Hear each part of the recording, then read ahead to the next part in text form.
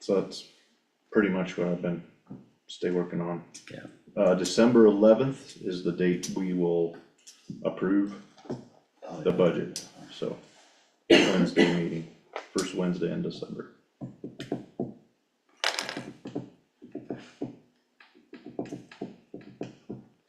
Okay, anything else, sir?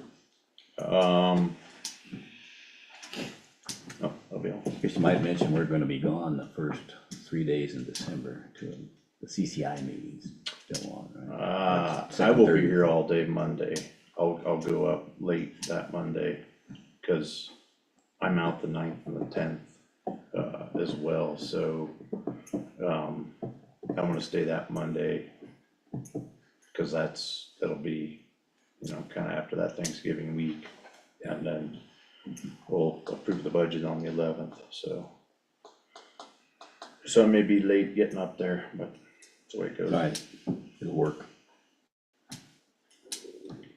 Okay, I wanted to, we got a letter from CTSI. And, they wanted to remind us that with the changing of, leadership, throughout all the counties and everything.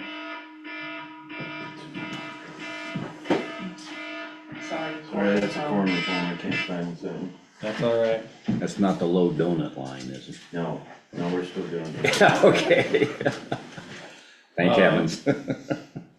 Since you guys were talking about that insurance and stuff, they wanted to remind us all that with new boards and everything being seated and stuff, that a lot of times people will like to make personnel changes. And the liability that exposes us to, they wanna make sure that,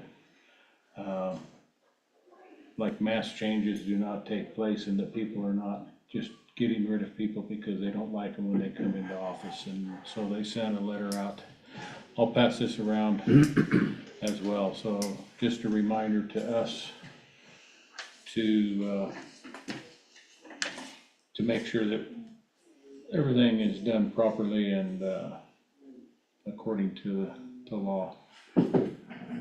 And then also, we now have, 3 applications for DHS director. I would like to get something set up so that we could hold those interviews and, get that process moving forward. Is that effective in, when is that effective? January 15th is her last day, but we want someone in there prior to so that she can, Yeah. Do some overlap training. Be good. so I guess I would ask if you guys could look at your calendars now so we could set something up and then, get going on that.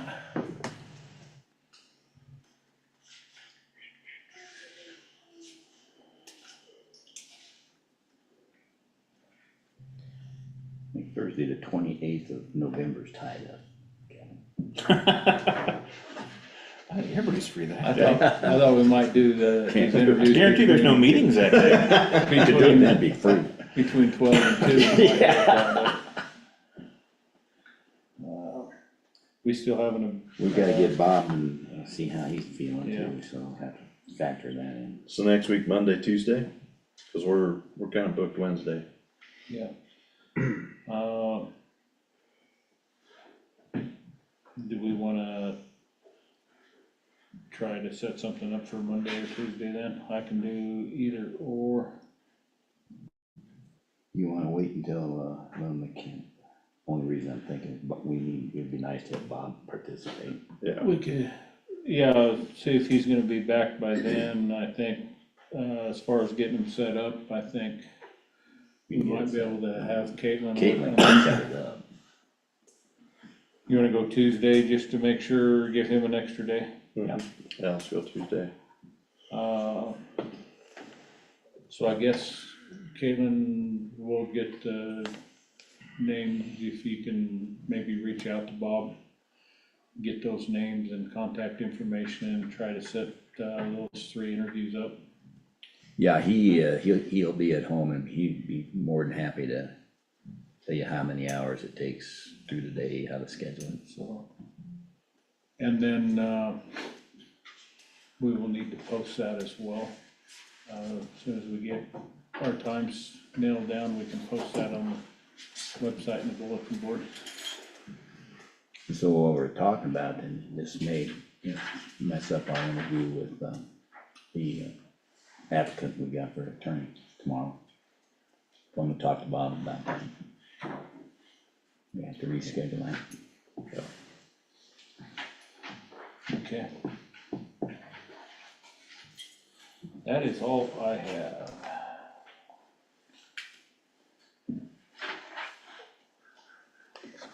Dan, do you have anything for us? Nope. All right. Kelly? Oh, see, I'm always looking to you. Caitlin? Kelly ducked. I saw her duck. Don't look at me anymore. Okay. No unfinished business. First item that we have would be the enterprise fleet management presentation here this morning. And Andrew, thank you for being with us. And I met Andrew at the last CCI conference.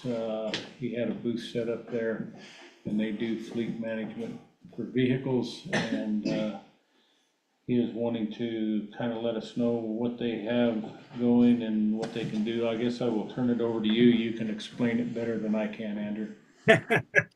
Thank you, sir. I do appreciate it. My apologies for not being down there in person. I know I had a few scheduling things, and Commissioner Day was gracious enough to allow me to present or really speak to you this way.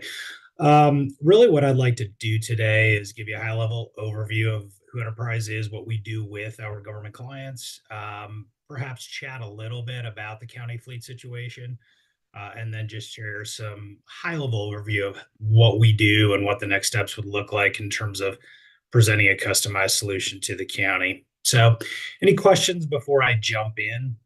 What company are you representing? Be useful for us. What experience have you got? Yes, you're sorry. I know Commissioner Day asked me to speak that for the record. My name is Andy Schmidt. I'm with Enterprise Fleet Management.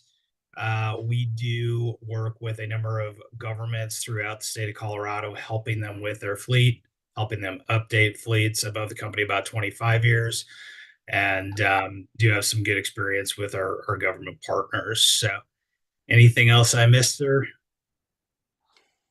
Right. That's good start. I know I need to be in the record. So high-level overview, we do work with folks like Adams County, Park County, Warfana County, helping them update the fleet more regularly than they might normally be able to do with their current budget dollars that they have in place. And we really try to take a look at capital and operating budgets, putting those two groups of money together to see if there's a more creative way that we can help our government partners update the fleet more regularly, reduce maintenance and repair costs, and experience really good resale value. Really, as I talk with both my commercial and government clients, one thing that always comes to mind for them is, what does a new vehicle cost? What is the maintenance and operational expense? The one thing that often is overlooked is that resale value. And so through our experience with running approximately 1 million vehicles between rental and fleet, we know that there's a very defined point in time where it makes sense to cycle a vehicle out because it's worth a lot of money from a resale perspective, and your maintenance and repair is pretty reasonable. So we really assist clients with procuring through OEMs with government rebates. And the whole philosophy is, let's do our best to help our clients leverage government rebates on the front end, sell at a defined time when the vehicles are worth a lot of money, and then experience lower operational and maintenance costs. So most of the counties I work with, capital dollars are tight for vehicle replacement. Obviously, you've got a variety of vehicles between SO, admin, et cetera. And so I know there's probably I would make the assumption some competing dollars for capital for vehicle replacements. So before I kind of jump into things, I know you're going through budgeting right now.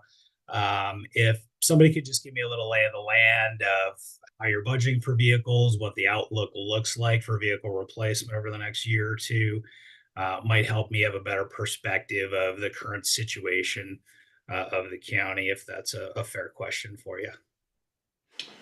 So, we're probably going to look at, two vehicles. So we have 3 lease payments for next year that we gotta make. And then one the year after that, and that'll finish out the SO. Unless we do the same thing, for this next year and we add 2 SO vehicles.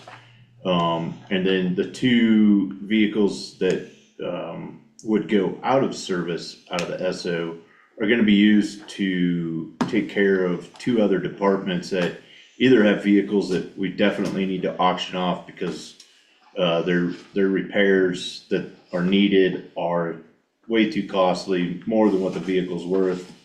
So, we've got a unique situation here where it's not just replacing every vehicle that everybody drives with a new one. It's how do we cycle down used ones to those departments that, once that vehicle hits 100,000, now we slow our miles down because they're departments that don't, maybe put on 5,000 miles a year instead of, 5,000 miles a quarter. So, most of our capital improvement is big ticket items. It might be a compactor at 140,000 a year for 4 years.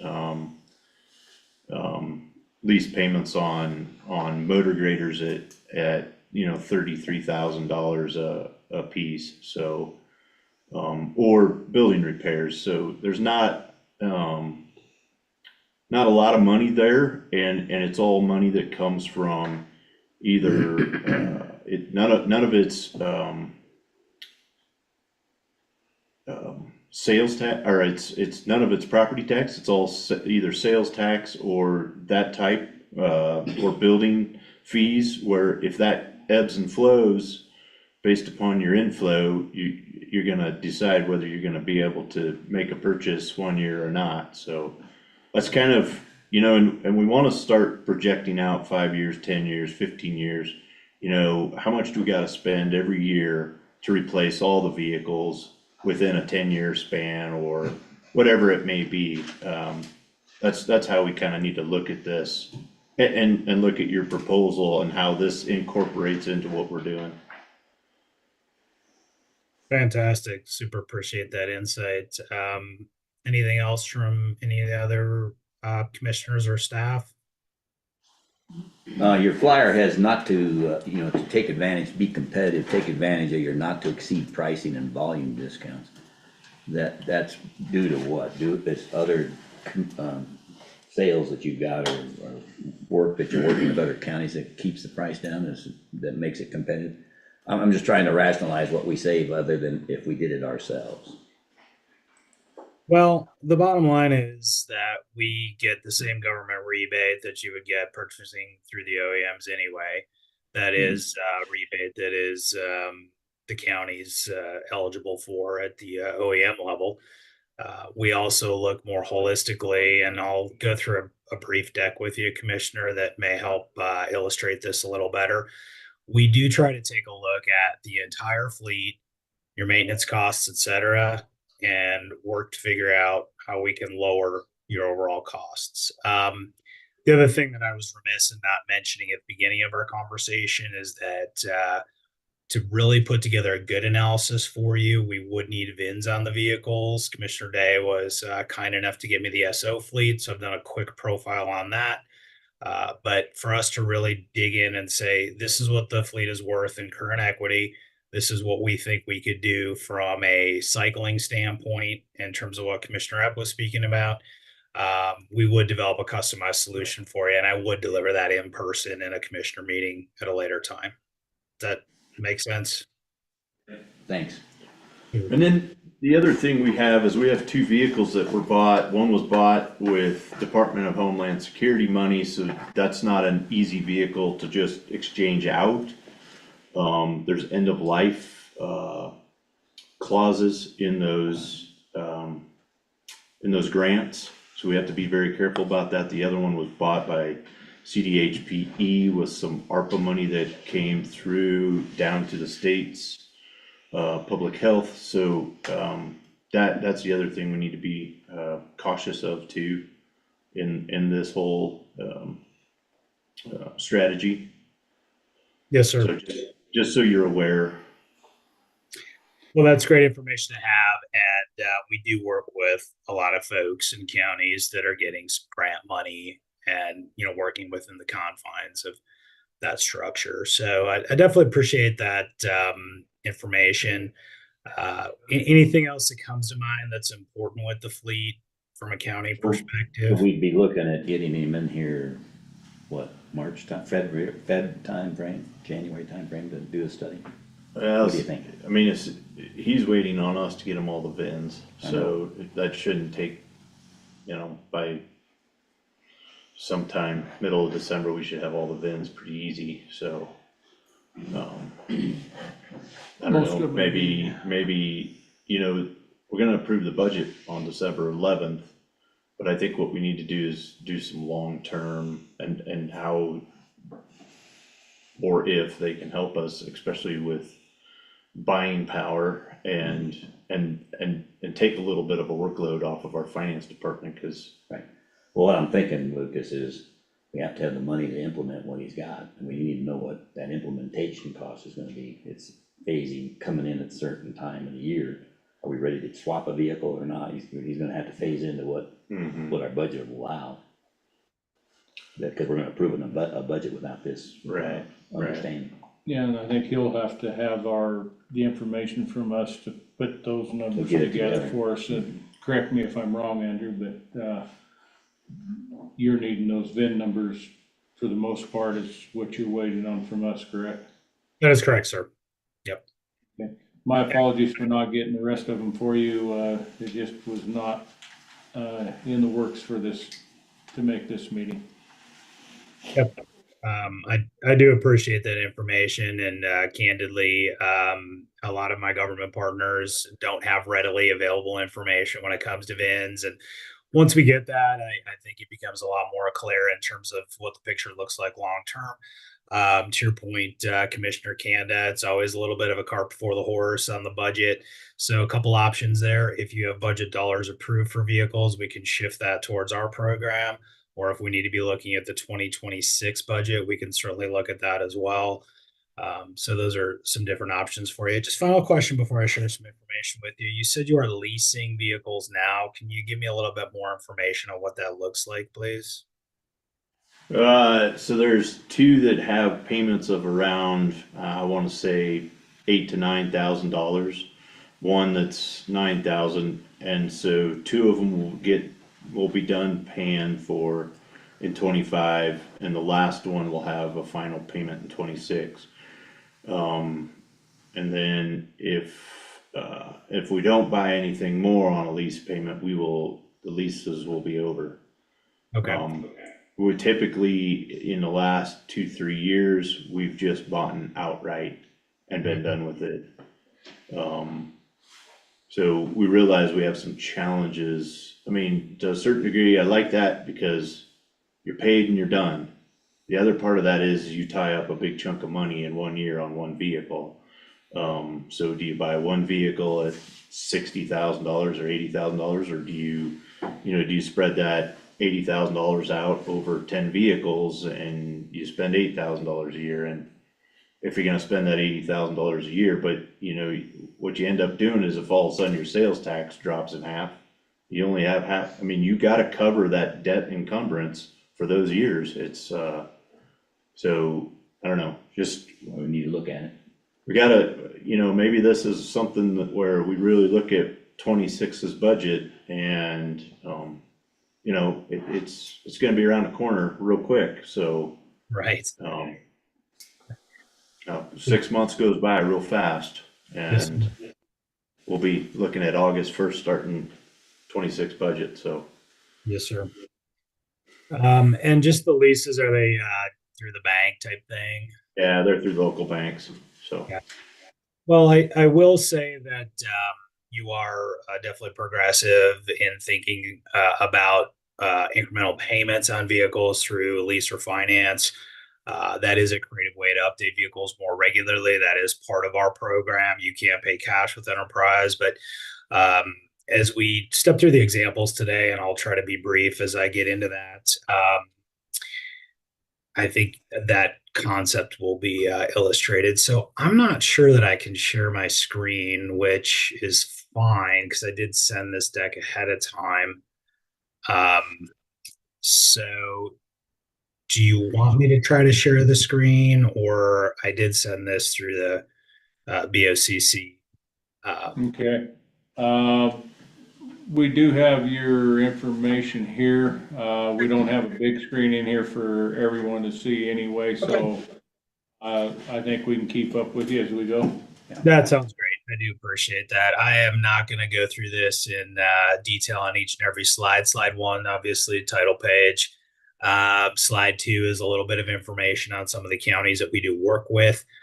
So more than happy to connect you. I've been active in CCI for the last 3 years, and so do have some contacts for references if you ever do need that.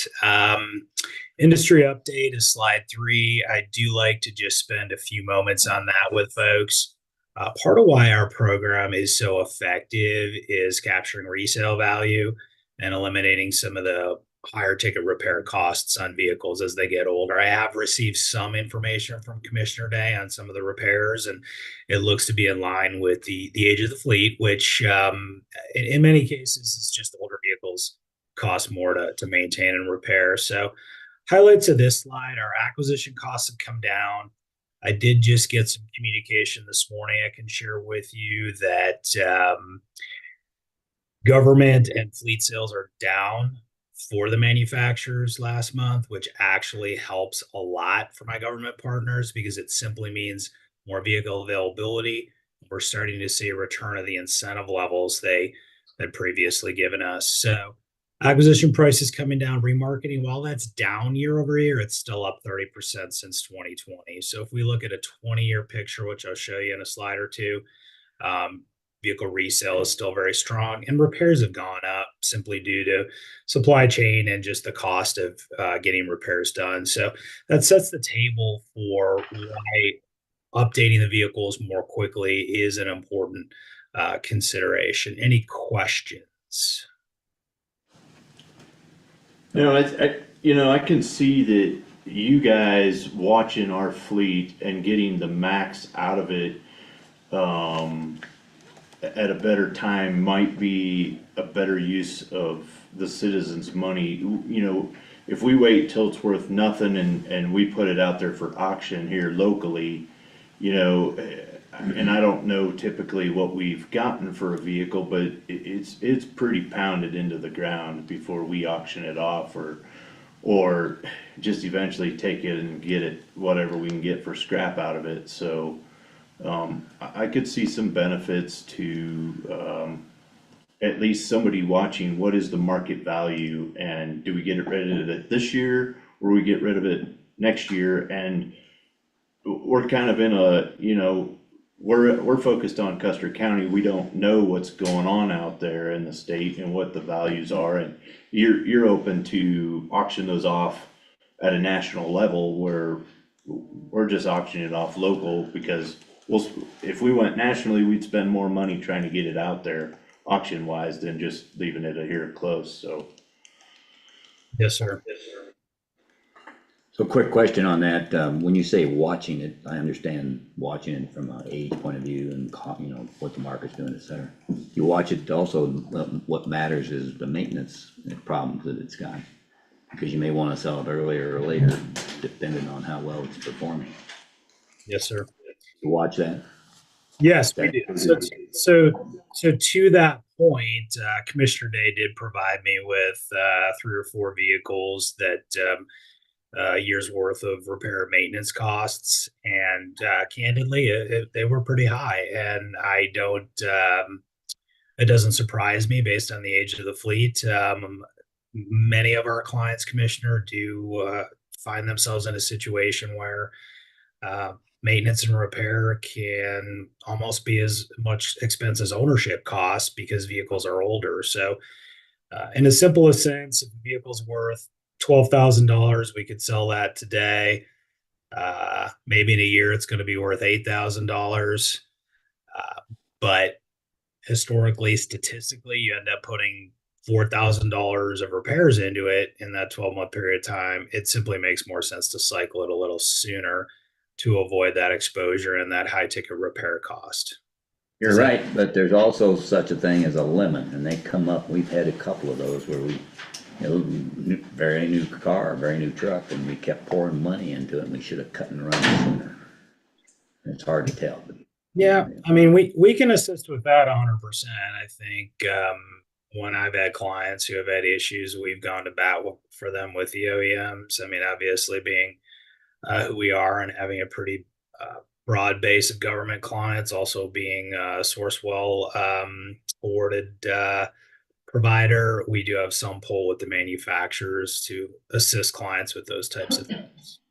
So that's a very good point. And I think the importance of my comment also is just the flexibility around being able to get you in and out of vehicles at the appropriate time and flexing if needs change. Most of my clients, we do some right typing, we do some right sizing of the fleet, because inevitably you might have a vehicle that's 10 years old that was originally used for one function.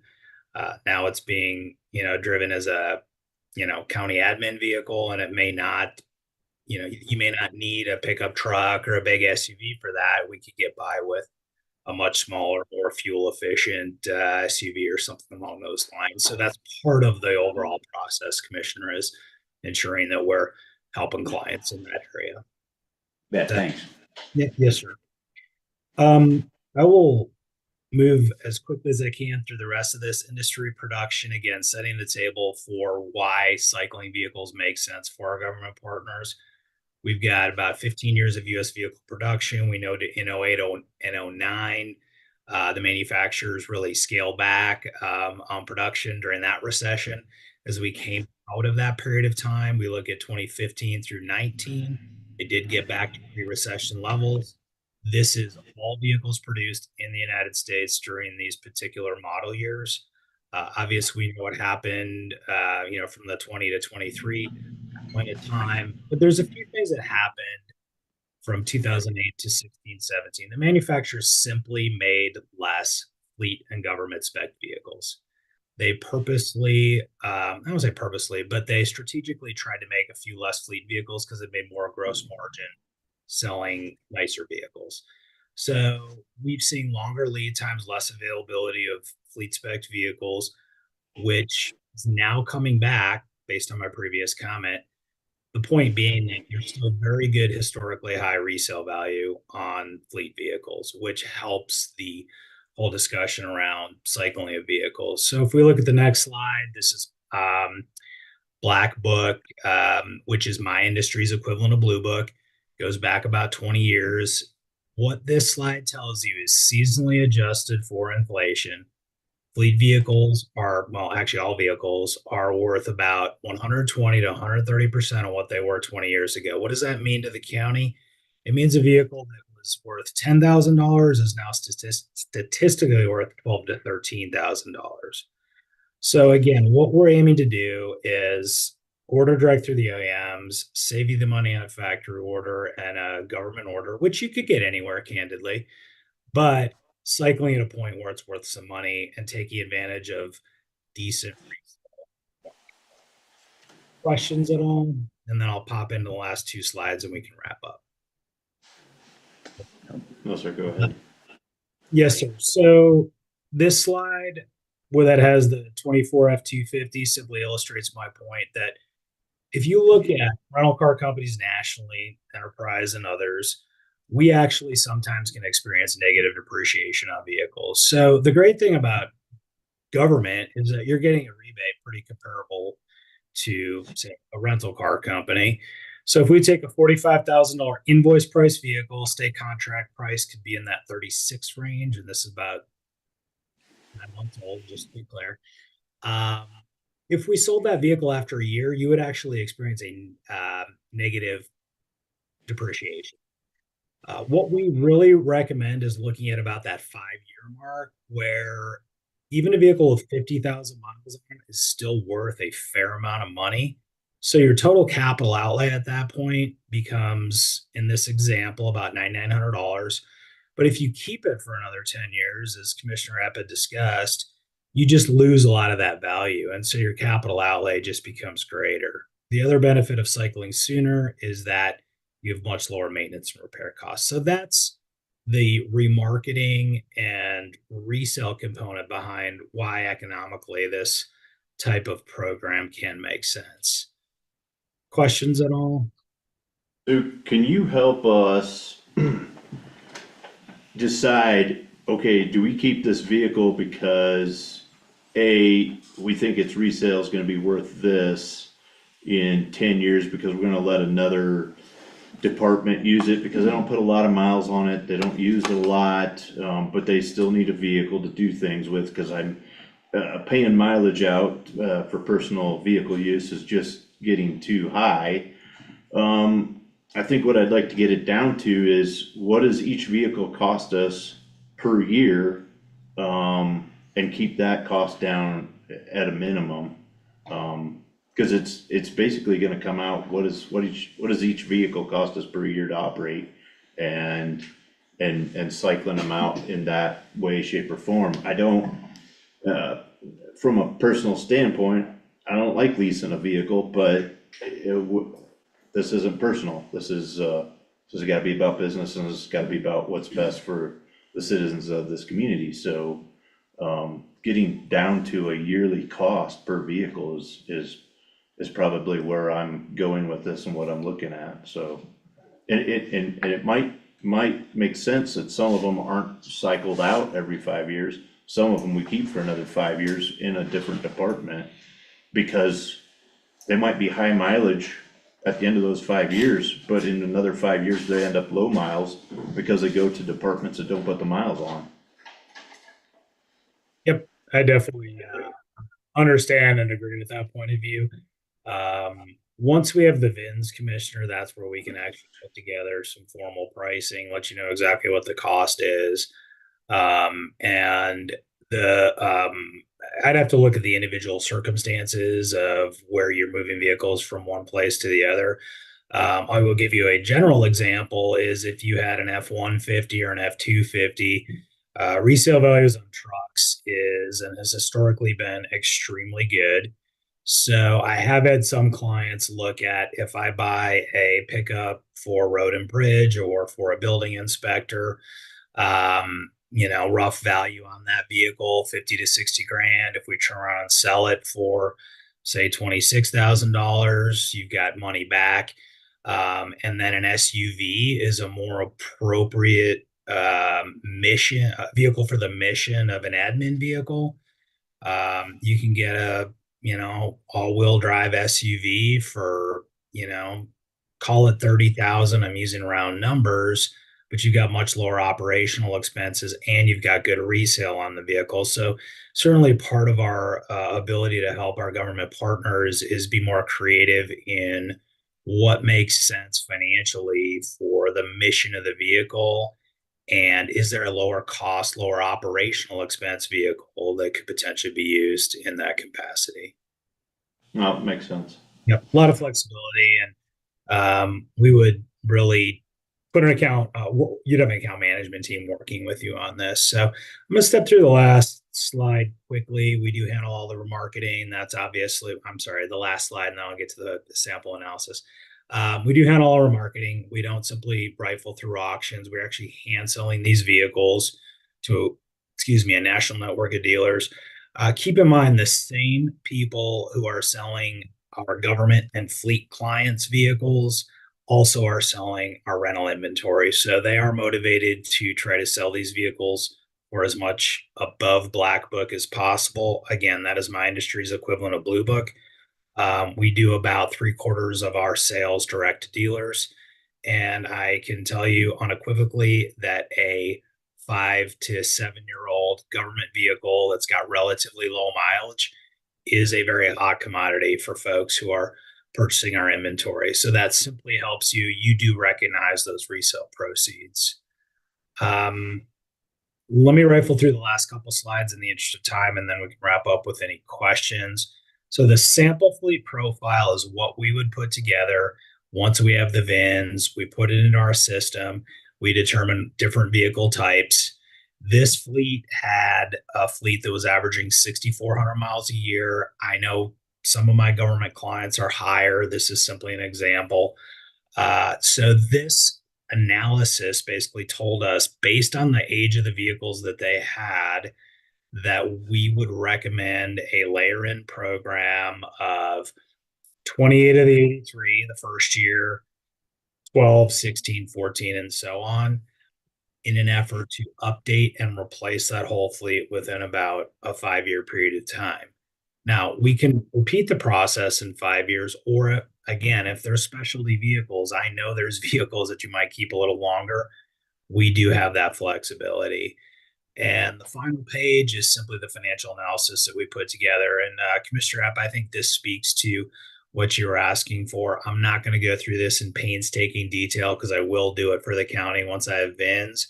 But the yellow line basically represents the total outlay for capital maintenance and fuel for this particular entity to run their fleet when we profiled it. So really, in the simplest sense, most of our government partners do have some sort of capital commitment that they need to make to purchase enough vehicles to at least keep things updated.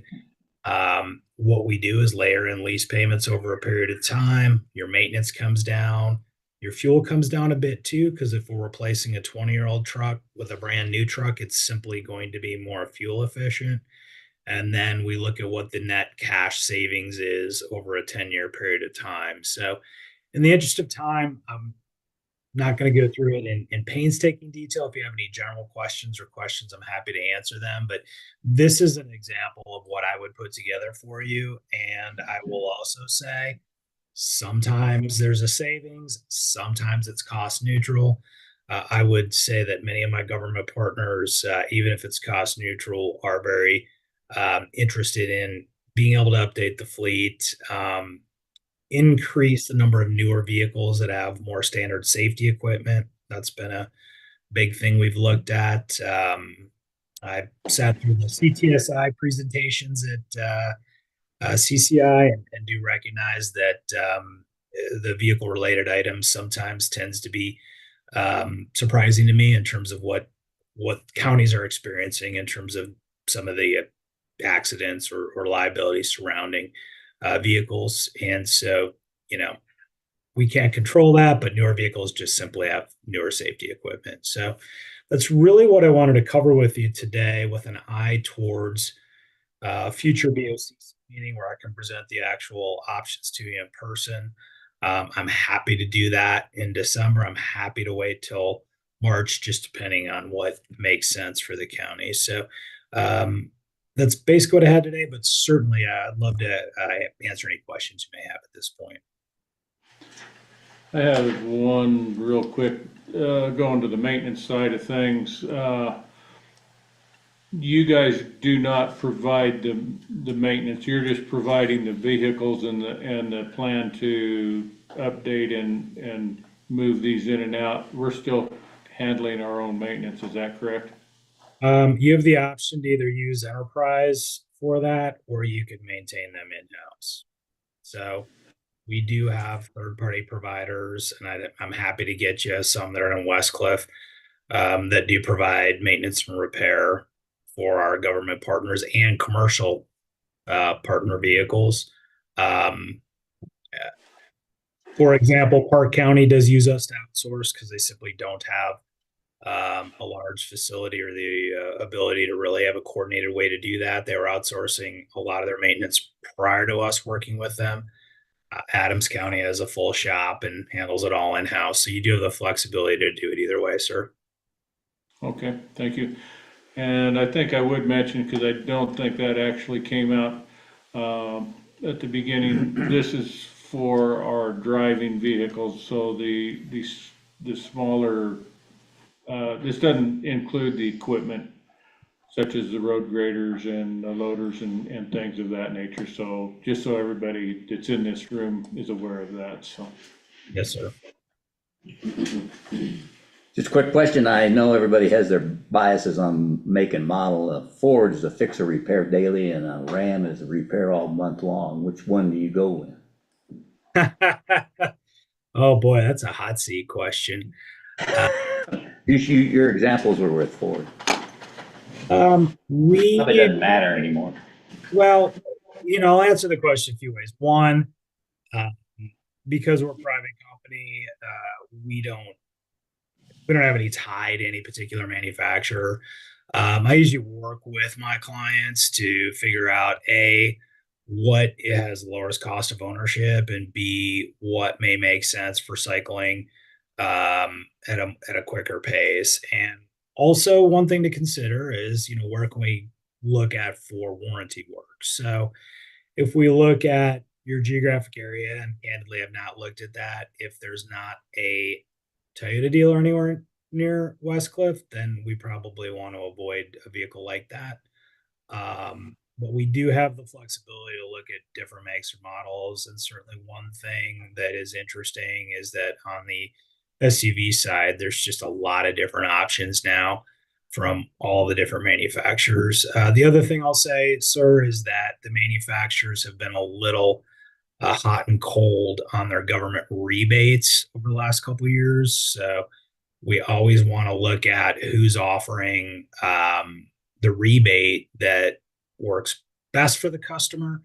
And final comment, if you're cycling more regularly, then you really should hopefully experience a little bit less bigger ticket items. Okay, thanks. That's all I got. Anything else? Thank you, Andrew.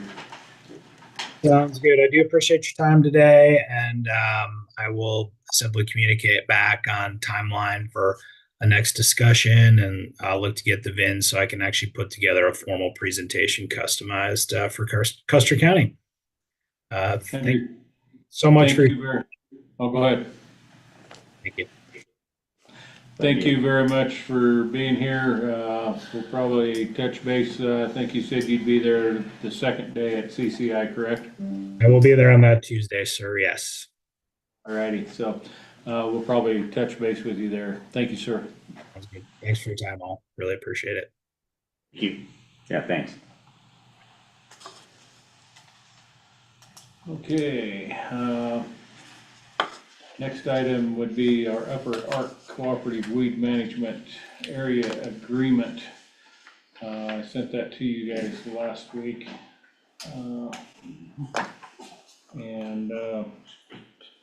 That had not been updated for some time. They went through the other day when I went to that meeting, and they updated a few things. Nothing major in there. I don't know if anybody saw anything they had questions on after I sent it to you or not. No, there's no fees or dues No.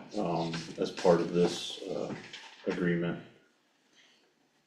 And I would say their grant cycle is opening up shortly, and rather than the one that we worked with the last 2 years through the state, I believe we would be joining this group on a group application and still be able to receive that same grant funding that we had prior to.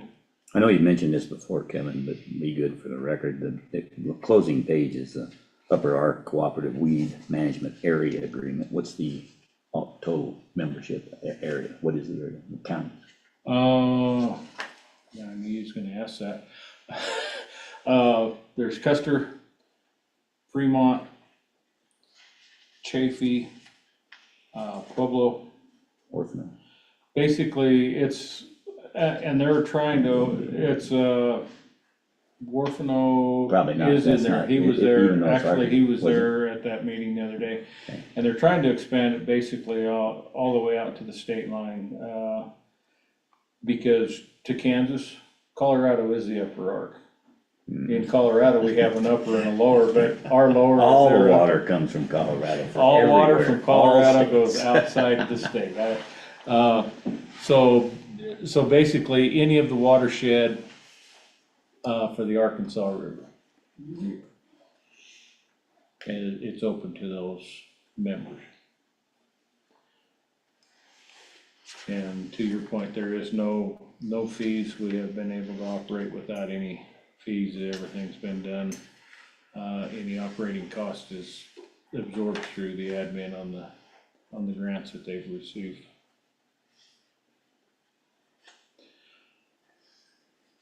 Any other questions? I move we sign the agreement. Well, second. So I do have a motion on the floor to sign the standard operating procedures and agreement for managing noxious weeds with the Upper Arkansas Cooperative Weed Management Area. Further discussion? No. Public comment? Seeing none, those in favor? Aye. Aye. Aye, that motion carries. I'll sign that in a minute. Okay, I also put on the dedicated service awards. That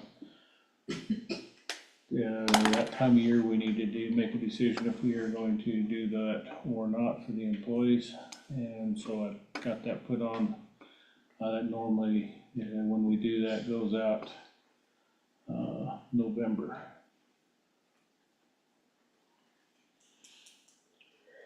We have historically done, I believe 100, or was it a little over 100 to where when taxes came out, it was at 100? Yeah, I think it was That's what it 120 was. per employee, and then after taxes, it's, depending on where you're set up, it's roughly $106. Okay. And it comes out of the salary lines of the budget, so. And it appears from looking at it yesterday with Vernon that there is money in everybody's salary lines for this, so. And we are pretty conservatively $200,000 to $300,000 will be under budget in the general fund this year, at the end of the year. I move we do the same. Okay, as we did last year. I'll second that. So I do have a motion on the floor to approve the dedicated service award, as was done last year. Any further discussion on that? Did we do elected officials or not? No. No? Okay, I would say we leave it the same then. Elected officials are out. So. You can take me to lunch. Okay. Okay, she says. Wait a minute. That means no. That means- It matters what it means, because I'm not getting an award anyway. Okay, and that will exclude elected officials. Any further discussion? No. Public comment? Seeing none, those in favor? Aye. Aye. Aye, that motion carries. I will relay that to Jen so she can get that in process. Okay, elected officials reports, so, we don't have a sheriff today, I'm guessing. There's a written report. Yeah, he's got the written one.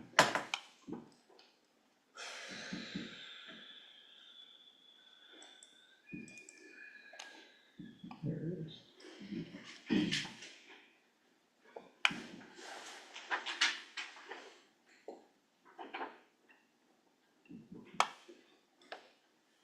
Yeah, his report, he gave a pretty good report a meeting or two ago. It looks similar. See, there was something else different in here.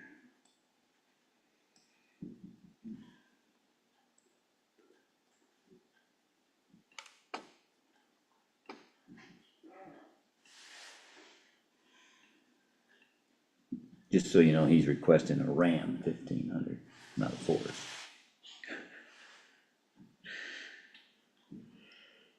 To replace the 2 additional vehicles. Yeah, and if I'm not wrong, Ford's probably kept up their fleet. Their fleet service is better than probably the other big two, but that's just looking at large construction companies are largely Ford for that reason, so. But So he did, something to mention, cause people have heard him talking about, the Vail grant was approved, he obtained it for $10,000, victim services. Black and gray and marijuana undetermined, probably 2,000. Cops hiring, he points out that $250,000 over 3 years for 75% of the deputy's salary. County matches 25%. Always needs vehicles, uniform, body armor, pistols, and radios. good.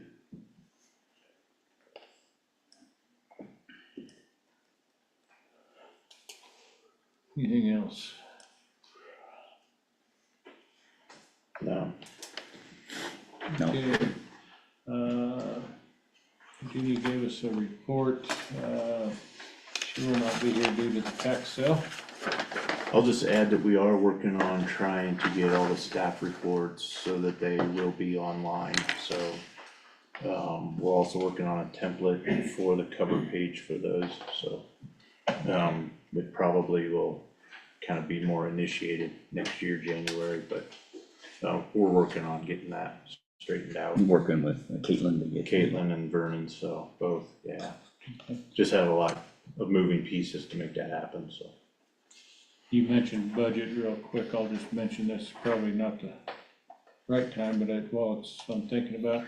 I had someone asking me how to find our proposed budget on the website. Thank you for helping me find it. I was going to the commissioners and I should have been going to HR finance is where it is listed under that tab, so. I defaulted to commissioners, but it is under HR finance, and then there's all of the old budgets and everything, and it's at the bottom of that list. Okay. So. Oh, the Thank you. general index find thing, where's the budget, and it ought to guide you to HR finance. We can work on that. Yeah. The self-insurance fund just had $202,000 transferred, so that won't be in a negative anymore, that balance there, Mhm. so, Which is 15,000. yeah. And that's the only one that had that. That's where our cap insurance, our liability insurance comes out of, and our workman's comp, Mhm. and that's all paid roughly January, February.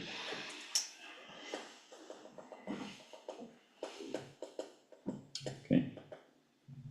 I move that we accept the treasurer's report. I'll second. Approve it, however, whichever word you like.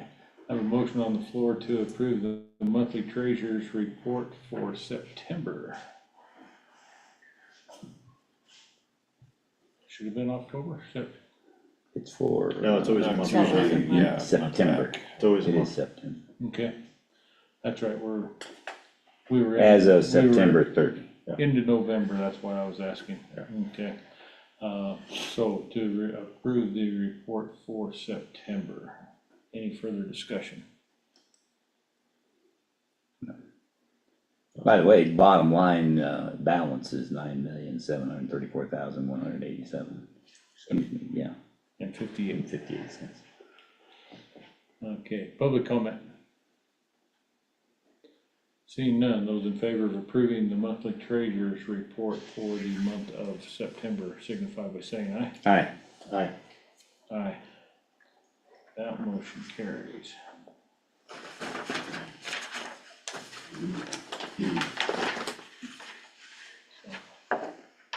Brad, you're up, buddy. My turn, huh? Sorry to make you guys wait this morning. Alright, gentlemen, good morning. Good morning, sir. Said it was a good place to spend your. Oh, thank you.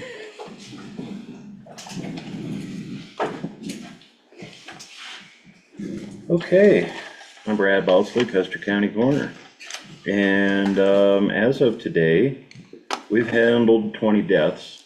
19 of ours, we handled one for Saguache County already. Since when? You Oh, said that's as for of- the year. That's year to date. Okay. Yeah, that's year to date, as of today. The big news is suicides are way up for us. Almost 40% of our deaths are suicides this year. We had one Monday from someone out of town, came up here and fatally shot themselves. So we went Monday, I delivered the body to El Paso County for autopsy.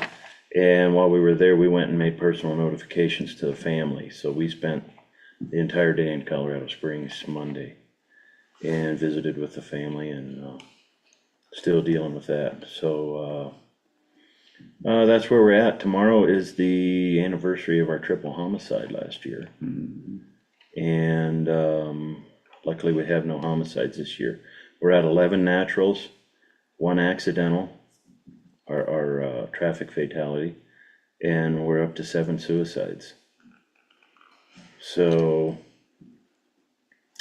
that's all we've got locally. We have a webinar scheduled with world-renowned forensic pathologist Michael Bodden that Nikita and I are going to attend via Zoom, and that's early December. And just ordered a new case of water mesh body bags that because we had a hot tub death recently, and I wanted to have some stocked up for the dive team if we need a few. I ordered a case of them, but we had a hot tub death where they would be really handy, and those can be kind of common. We have those on occasion. So that's it. Suicide is up, and check your friends and neighbors, like I keep telling at events, that your friendship, your notification to any friend or family you think's having a problem has a trigger like a divorce or a death in the family. Check on them, let them know that you're there, and the 988 crisis number is available. I've also stocked all of our vehicles thanks to public health with Narcan. So should any of us suffer an overdose on a crime scene or something, we are all supplied with new Narcan that's up to date. So I think that's all I've got for you. Thank you. Any questions? We've got 100 phone calls going on with the families and things with recent events, and unexpected suicides generate 1,000 phone calls from families and friends, and that was the funeral home calling about that one a few minutes ago. So lots of work going on, but all in all, we're ahead of last year. Last year at this time we only had 13, and we're up to 19 of our own and 1 I handled for Swatch. So That was a hiker, right? yeah, it was a hiker fell on the Swatch side, but they bring them out this way. So I responded and handled taking care of the body and getting him to the funeral. I had to do a viewing with the family over here, so they wanted to see the body, and I tried to talk them out of it, but they really wanted to, so we did. So we allowed a viewing with the family, and they felt great about it. They felt much better about things after they got to see him. So Sawatch owes me a steak dinner. So good Thank you, luck. Brad. Yeah, thank you guys. Any questions? I'm always available. Appreciate it. Thank you guys. You be around all day? Yeah, do you guys want to meet on our other issue? Yeah, maybe. Okay. I don't know where Rich is at, but, Fine. okay. Call me, I'll be around. Okay. Let's take a short recess and then we'll start on the staff reports.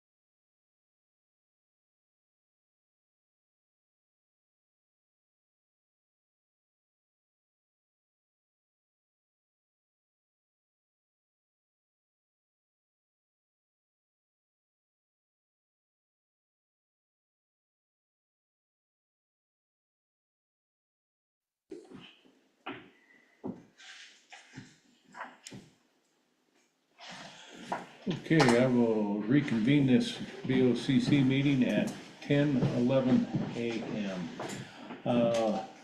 Next item we have is first of our staff reports is human resources. That will now be a written report. Couple things, Daniel, open enrollment is underway. He's in the process of renewing a couple of the insurances.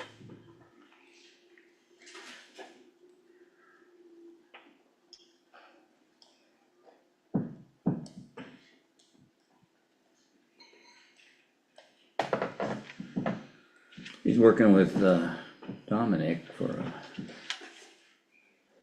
assistant, For your, your part-time Yeah, guy. I talked to Bob briefly about it, so we just need to sit down together, probably do it right after the break. he's He's not not here here today. today. He came down with pneumonia and went to the hospital last night, so. So, I meant after the Thanksgiving break. He has the Yeah. worst luck. So sit down with He him. has been just I did touch base with him about it though, so he's, it's on his radar. lucky to be alive. So we'll put that together and get it posted after the budget finalizes.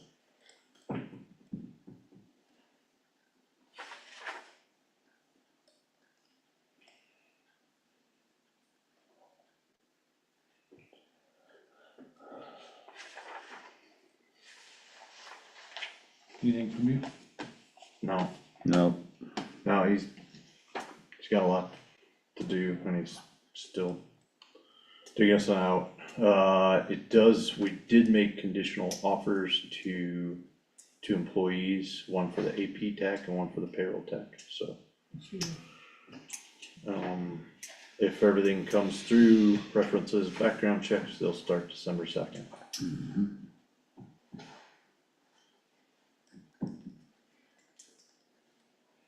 And he had mentioned yesterday, he was gonna bring that to us today, but I'll just mention it because he's got better information that, the required increase on the salaried employees, I believe was struck down by a Texas judge, is what he was saying. Yeah, And that's what it sounds so, you don't have to be working that now. Huh? No. No, and hopefully it'll stop future federal requirements. I hope so. okay.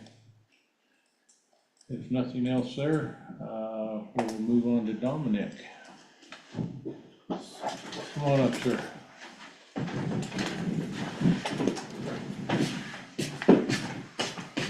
I was gonna be here for a minute. Morning, sir. Morning. Morning. Morning. Did you manage to make lunch for everybody yesterday or whenever it was? Weren't you taking somebody to lunch? Oh, no, we were supposed to go with somebody, but he wasn't showing up till a little bit later tonight at 1 o'clock. So, yeah, it was a veteran and his wife, so Christy went with him, but, I was like, I'm not gonna have time to do lunch and be back here in time for 1 o'clock. I remembered it this time. Alright. Alright, let me go into the report here. So, I was in the office 17 out of 18 days. The one day on the 10th, I was out in Wetmore and out at McCandless. So now on those second Thursdays where I go to Wetmore, I'm just there for the morning and then I go over to McCandless in the afternoon and help the folks over there with claims. Scheduled appointments, there was 61, 8 were no-shows. I'm assuming this had something to do with weather or whatever else, but walk-ins I had 64. New power of attorneys, 14, new intent to files was 20. New and increased claims was 10, supplemental claims 4, and then high level reviews 4. No IU claims were put in, and IU is that they're at 70, 80, or 90%, but getting compensated at 100 because they're not employable. And the beauty of that is if you're a veteran at 70, 80, or 90% and you're retired, the VA can't discriminate based on age. So you could be 90 years old and I could get your IU and get you compensated at the 100%. But that's obviously if one of your service connected conditions is what's preventing you from working. So I've got 3 favorable outcomes from those and then 2 that would deny. And then there's two that tonight, I'm still working with them, trying to get them to true 100%. Oh, to add to that, the IU stuff with the election, this last election, that Appendix G went through. So those veterans that are receiving IU can now get the property tax exemption, just like the 100% disabled veterans. So starting next year, they can put in for that exemption. So that was good that passed for the state. So total claims at the end of last month was 325. No additional burial reimbursements were submitted. I have one survivor benefit it's already gone through. So that one was already awarded. No more debt waivers, and again, the VA still doesn't know how they're gonna manage that mess up with their software that was going on for 12 years. So again, there's like 40,000 veterans or more that are affected by this, and they can't afford to pay these debts back. So I have one now, it's showing pending that he owes all this money, but I just got him to 100%. So I said, if they ever come back after the money, you let me know, because I'll get it stopped.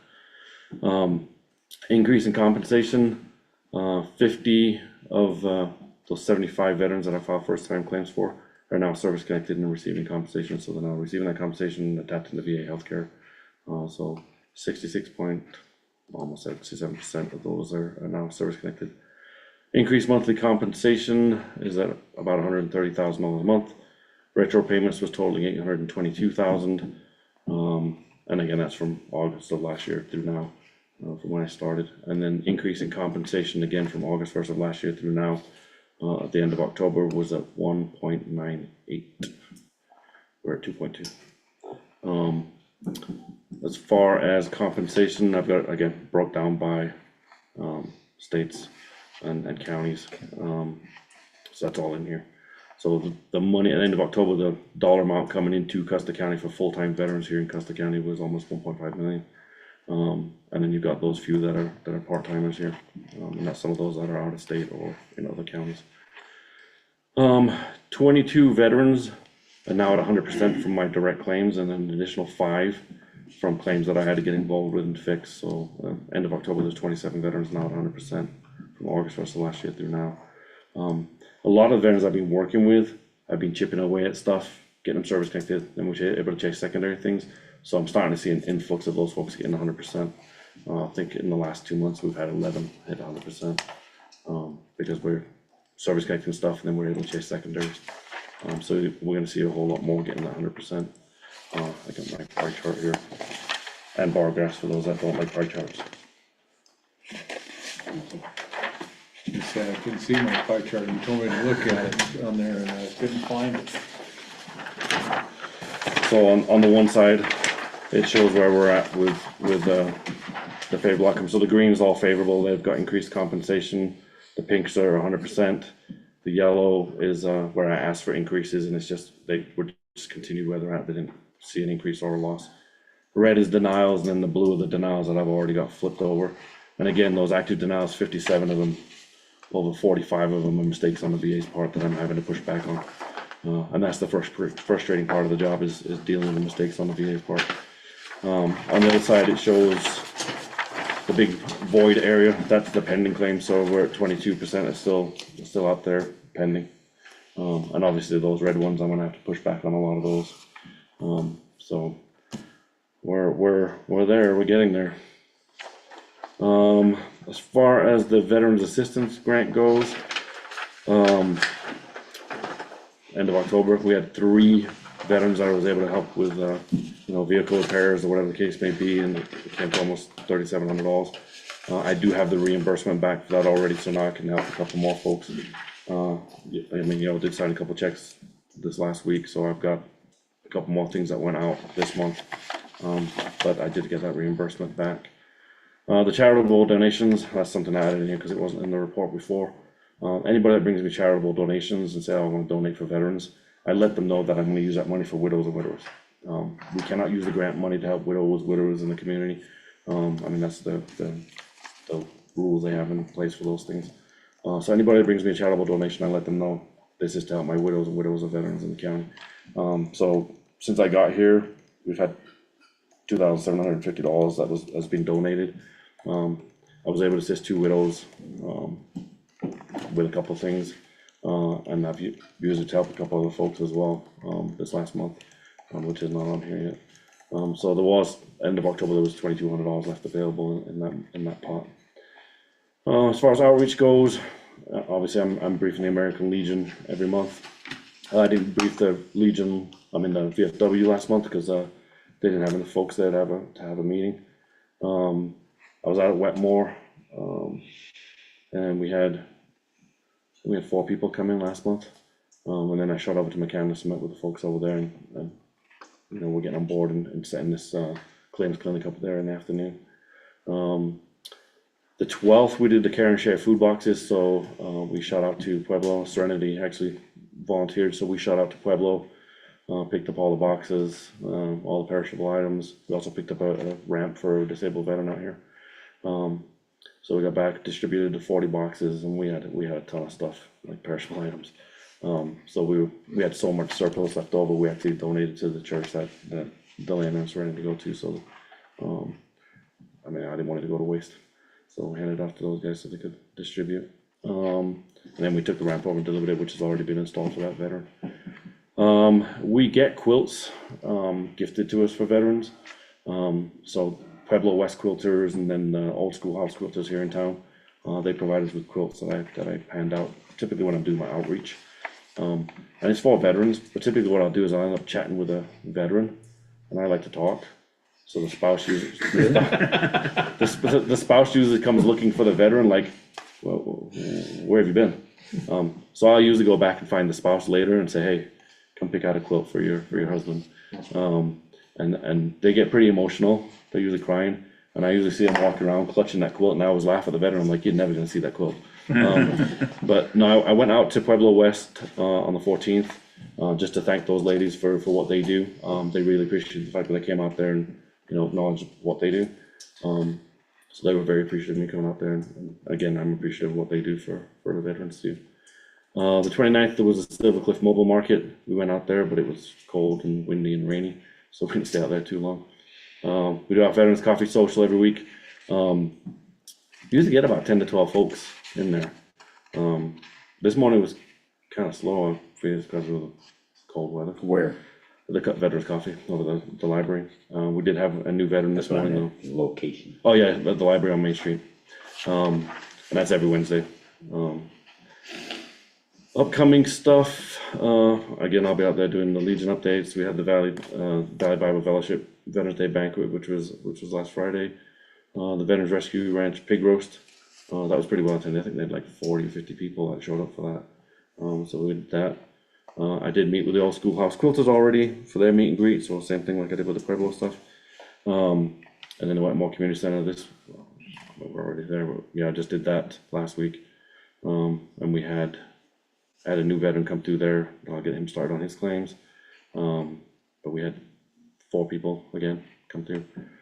And that last line shouldn't be there. I forgot to cut it off. And then the Angel Fire New Mexico room, we're still planning on that to try and get more involvement with that. Now what's not on here, because it just happened this weekend. So I think I told you last month that I was the VP of the Colorado Veteran Service Officer Association. Yeah, so Sunday I found out that the president retired, effective immediately. Now you're in charge, huh? So I went to the bylaws, like, am I now El Presidente? Or do we have to have a special election? Nope, I am El Presidente until the next election. So at the state level, I tried to affect change across this state for veterans, and it didn't happen. And then I came in here and I'm trying to affect change when I was on the executive board for the association, and it wasn't happening. So I stepped down. Then I came back in as the VP, and now I'm the president. So now hopefully I have a platform to affect some change across the state. And they all know how I feel about the job, and how I feel about VSOs not doing their jobs. And I warned them when they voted me in, be careful what you ask for. So here we are.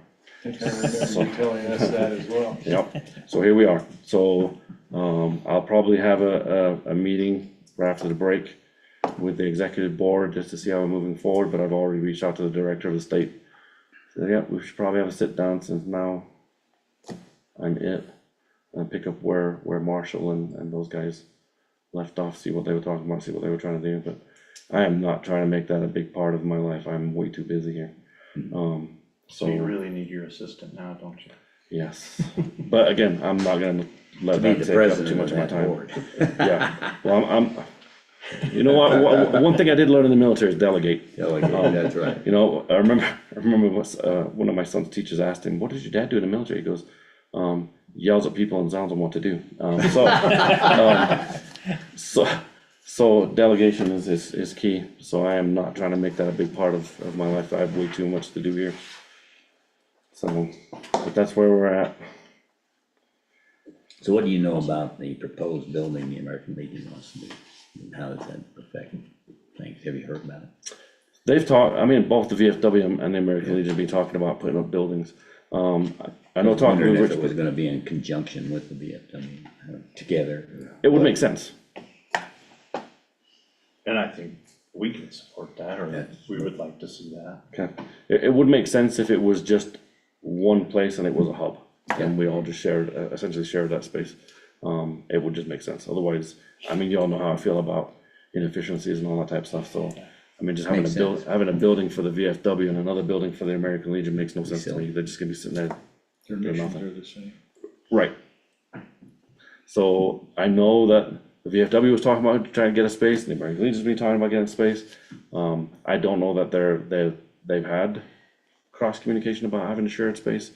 I know Rich Persaudis, who is their Legion commander, is now an officer with the VFW as well, so hopefully there is that crosstalk. And Dan goes to the American Legion Was once that- in a while. Dan, the commander of the VFW. Oh, no, the commander's now is Ben of the VFW, Ben Livesey. Oh, had that changed? I didn't see Yeah, that. it was Burt Daniels, but now it's. Burt now. Yeah, it's Ben Livesey now. Yeah. Yeah, but, Okay. I didn't hopefully they're realize having he that crosstalk. backed off of them. I talked to him the other night, it sounded like he still was. No, it's banned. I'll reach out to Rich and find out if there is any of that crosstalk. It would make sense. I know Rich had said that, he had got somebody either willing to donate one of those like metal buildings, or was gonna give him a quite considerable discount. Because it was for veterans and it was American Legion, so. On some ground somewhere. I think that's what they were looking for, is the land to put it on. So I know that Rich and Clay Myrie with the Legion, they were working that angle and that aspect. I'm not sure what's happening with the VFW and what they were doing, it's just what I hear from Ben, but I can touch base with Rich Persaudis today and find out if there is that crosstalk. Okay. But it would make sense. Clay was the designator hitter to put the word out if you have questions about it. Okay, That's what I saw anyway. okay. Yeah, I can touch base with Rich Persaudis today and figure out if there's he'll be in town today anyway, so I can catch up with him, figure out if there's that crosstalk. I mean, again, it would make sense. Okay. Just have the one-stop shop, Yeah. but you guys will learn the sport that too. So we said, Okay, Yeah, cause I think it makes sense for you to be in there. Right. As well. Yeah. I mean, it just makes sense. okay. Okay, well, I'll start looking at spendy buildings then. think of it as your office. Yeah. Again, it wouldn't make sense to, well, if we had that space, I mean, the VFW and the American Legion are not gonna be doing stuff in there daily. Right. But if we have that space, then we can bring in outside entities to provide services for veterans too, and it could be a one-stop shop. Right. Absolutely. And it's more private. You trying to convict me out of my space? Is that what's going on here? Yeah. You get prime real We estate need your, there. we need your jail. cell. We need a cell. For- That's where Candace wants to put me. Alright, Well, good luck. I filled up that one cell with boxes, so good luck. yeah, I know. You're taking your boxes We with can, you. we can move them around and make you a cubicle inside the Boxes cell. are going. Better than nothing. Well, I know they've got that whole grant for, scanning, so that individual's also gonna be scanning all those documents that are in those boxes too and archiving them. That'd be good. That way I can get rid of them all anyway. We don't need all that stuff. It's almost 2025. We don't need paper files. Until we don't have electricity. Yeah, we got solar. Thank you. Any questions for me? No. I move we sign a sheet. CVA 26. Oh, I'll second. Okay, I have a motion on the floor to approve and sign the CBA 26. Further discussion? Those in favor? Aye. Aye. Motion carries.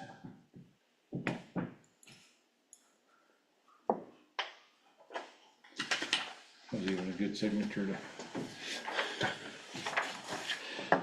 Yeah, these CBA 26s make me laugh too, so.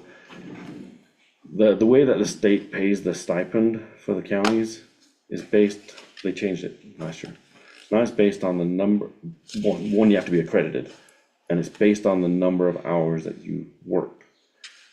And then when they get them all in from all the counties, then they'll do that semi-annual payment based on how many accredited VSOs submit all that paperwork and how many hours they've worked. Well, a lot of these VSOs use this as a timesheet for the county. And they can't go over their 20 hours or 40 hours, but they're working more than that. But they're reporting the 20 and 40. And I'm like, you're supposed to report your hours accurately on here so you can get the correct stipend from the state. This is not your timesheet for your county. You know what, if you don't wanna listen and you wanna put in your 20 or 40 hours on here and not report your hours accurately, then guess what, you're gonna get shorted from the state. You're not hurting my feelings, that means more money coming in here. Good way to look at it. Dominic, thank you very much. Thank you, appreciate your time and I appreciate your support. Thank you, sir. And then you'll have to watch for Trish coming in and wrapping her birthday present. Okay. Happy birthday, Trish. Thank you. All right.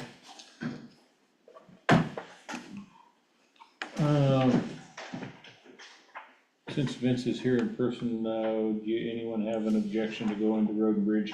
I do not object. Do it. All righty. Good suggestion.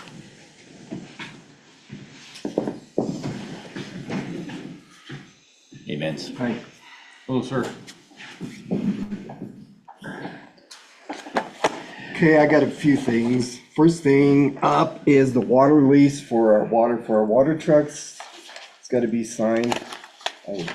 I gotta send this back up to Slider, Sherry does.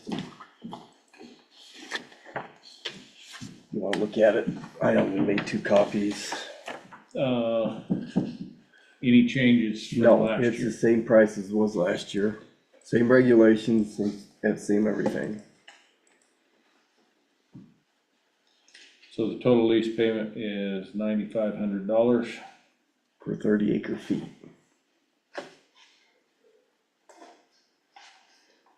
He has to sign both of them, Lucas.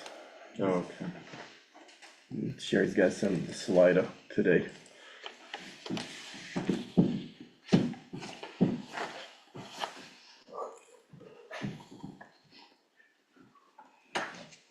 Any questions on it? I guess I'll let you look at it.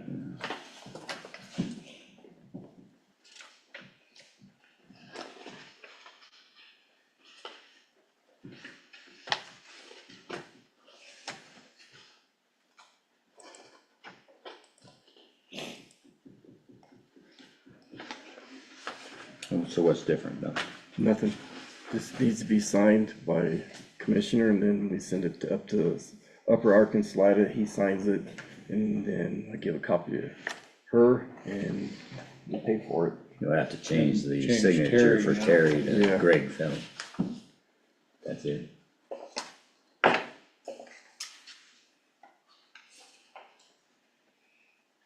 Anything else? No. I would entertain a motion. I approve that, or I make a motion to, accept the water lease agreement for Road and Bridge. I'll second it. Okay, I have a motion on the floor to approve the water lease agreement, for Road and Bridge for water for next year in the sum of, what did I say that was? 12. 95. $9,500. Any further discussion? Oh, Public comment? Those in favor? aye. Aye. Aye. Motion carries.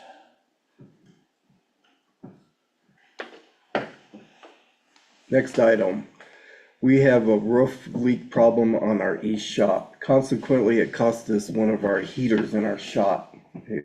Water come down through it, rusted out the motor. We have a repairman coming tomorrow to give us an estimate of, it's gotta be fixed. But this is the bid I got for repairing the roof.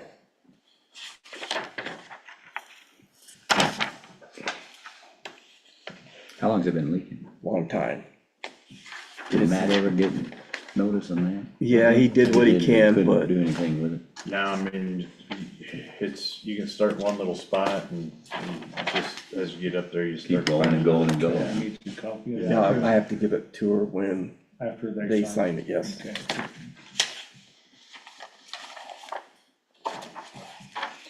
Is this the same outfit that did? The fire department, and there, I think it says 20-year warranty after job completed on that.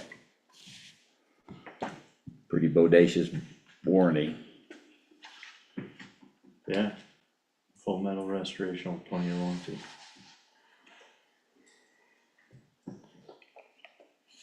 What's their time frame?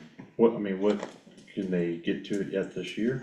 I think it's too cold, cause they Okay. wash the roof first, Okay. and then he goes in there and he tightens all the roofing screws down, Okay, and then he seals all the screws with silicone or whatever he uses.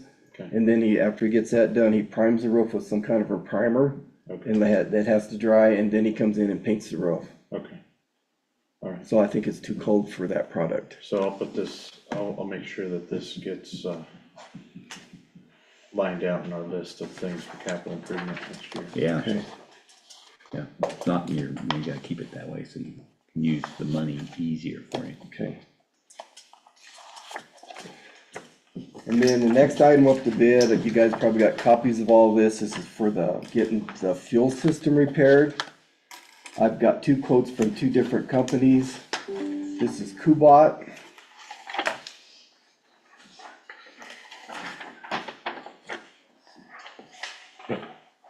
Oops, I'm sorry. I was looking at that. And then the other quote is Seneca.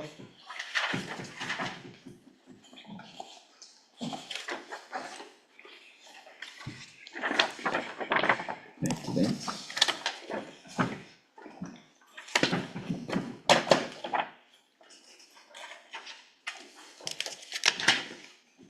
And then if we go with Seneca, we have to do a lot of concrete work.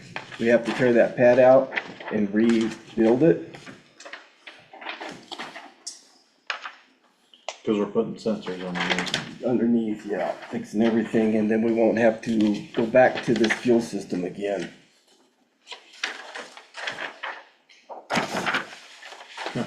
unless it detects it. Yes. So you're making a recommendation. Yes, my recommendation is prior experience with these fuel companies that do the repairs on the fuel system. I would recommend Seneca. They're more thorough. They're more accurate on getting their work done. I know the bid is higher with Seneca, but they're a lot better company as far as I'm concerned. Best value. Yes. What has, because you had Kubot, you've been waiting on Kubot to do something now. Yeah, How for- long? Almost 6 months. When we had a lid broke down there, one of our lids for our fuel, my mechanic called them and they never did get back with him, so we built our own. So, Okay. Total is almost 80,000. with Seneca, yes, Plus you got Plus the the, concrete. plus the concrete work, and that's a local contractor with the concrete. And what was that price on that? 12.2.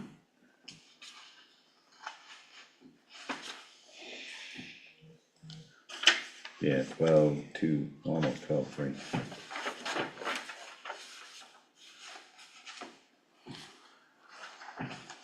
So when would be the proposed time to start it then? Sometime in Soon as- March? Yeah, but I don't wanna tear that fuel system down, cause the gentleman from Seneca told me it could be a couple weeks, that fuel system down, and then we're in the middle of winter time, and we can fuel our equipment at the pit, cause we do have a tank out there, but it'd just be an inconvenience right now this time of year, but I'd like to start it in March if you guys approve. Is the island where you want it? Should Yes. be, way it is. If there's no other place we can move it. And the Kubot quote did not include the sensors, Yeah, it's underneath the pumps. so the bids aren't exactly for the same work. No. Which, Seneca does more work and it's gonna cost more money, but Seneca gets done, we shouldn't have to revisit this fuel system for a while. So what you gonna do when the fuel system's down? How long is it gonna be down? Seneca, the gentleman from Seneca told me it could be down for 2 weeks. And then you would use fuel commercially, or what would you do? Well, the other entities that fuel from our system will have to go somewhere else temporarily until that system's fixed. We at Road and Bridge, we can fuel, Put it in a tank, we got a tank out at the pit, we can fuel our equipment and trucks. yeah. And the only other thing, we have to buy gas for our pickups, we'll have to use a vendor up here, That's okay. which I have 2 vendors I can go to for gas. Okay. Well, I move we accept his recommendation, go with Seneca. And the concrete. So as soon as I get approval from you 3 guys, I will call the gentleman at Seneca and get a time and date set up for next year. I'll second that motion to go to discussion. I'm gonna ask you about the money. So, we were going to move, this out of Road and Bridges budget, and put it in capital improvement, because this is capital improvement, expense. And we're going to apply some of the ARPA funds, commit those here probably next meeting to that, and set those in the 50 fund, so it won't pay for all of it, it will pay for over half of it, so maybe 2/3 of it, so. So it will give us enough to where we can cover The other 30. the Seneca bid. Yeah, so we're, Brendan and I are gonna work on a lot of the 50 fund stuff, tomorrow. And dial that down, spreadsheet out, all the projects that we wanna do under kind of the, buildings, part of the 50 fund, so. Put all our projects in there for next year, so. So is the chip reader and all that new, different? Yes, that we'll have different keys for every entity that uses the keys now will get new keys. New keys for And, everybody. and Dan, the mechanic, will be trained on the new system, how to do it.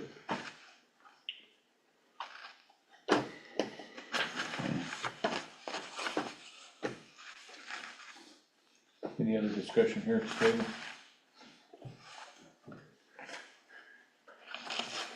Did you go out for a local bid for the concrete here? Yes, that's local bid.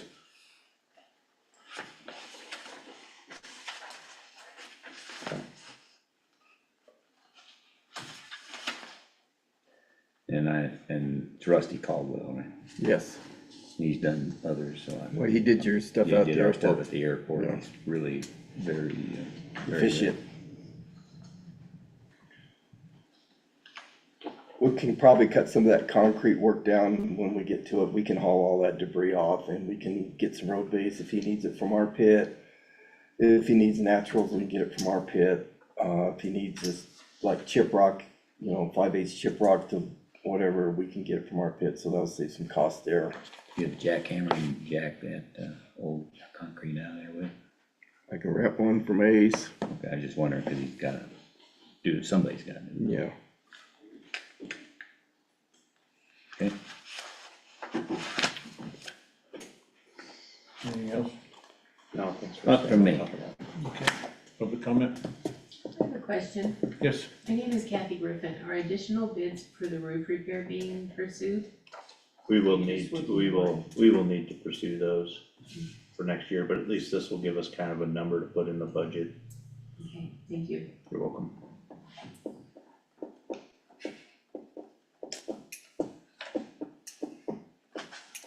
Any other I'm not seeing any online, none here.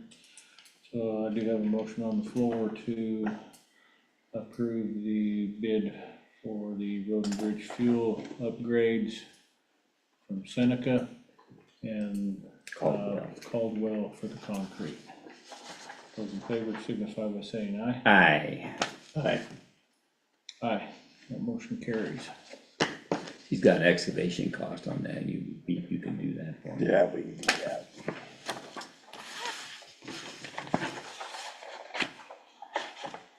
That one.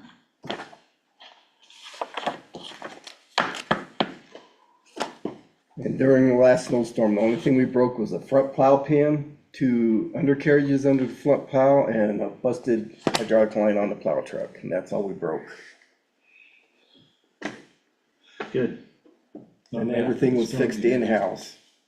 awesome. And you got the Komatsu back working. The Komatsu's working, the snow blower is on it right now, so it's ready to go if the wind comes up. Well, maybe it won't snow now that you put the, Komatsu snow blower on. If it doesn't snow, the wind will move it. You jinxed us. I jinxed us. You're gonna put in all the windrows on everybody's private As property soon as we get, yourself? as soon as we're gonna put, snow guards in, as soon as the ground freezes hard enough and we get depth enough snow, we're gonna put wind guards in on them, that, where we get drifting problems. okay. But right now, the metals are soft, the prairies are soft, and we're gonna gouge them up, and I don't wanna tear somebody's metals up, or pasture. Yeah, That makes sense. couple of them you might get to up on top of Stein or something like that, but not down here in the bottom. No, no. But that's, me and Scott are waiting just more snow depths and ground to freeze up. Blowing away or sublimating, right? Yeah. That's all we're waiting for. Okay, anything else? Alrighty. Don't break nothing.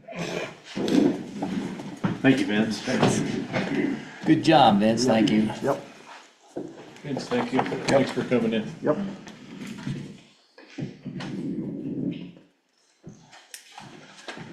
Okay, we'll move back up to Human Services, DHS.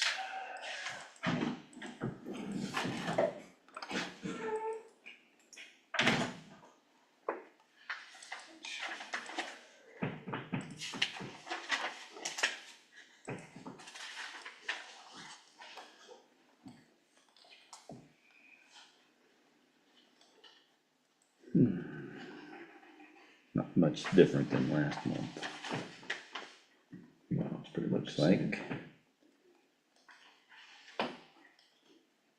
See, their truck came yesterday with their food shipment.